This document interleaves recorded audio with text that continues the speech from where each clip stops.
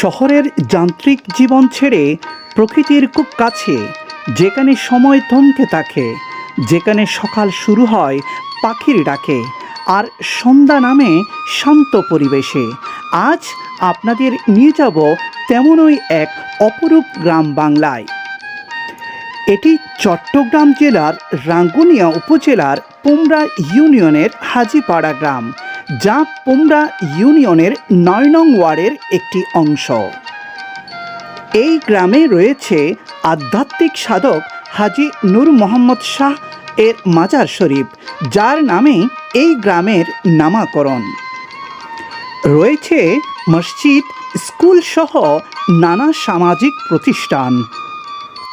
এই গ্রামে পুরো বছর জুড়ে নানা সামাজিক এবং ধর্মীয় আয়োজন অনুষ্ঠিত হয়ে থাকে, যে অনুষ্ঠানের জন্য সমগ্র রাঙ্গুনিয়া উপজেলায় তাদের বেশ সুখ্যাতি রয়েছে।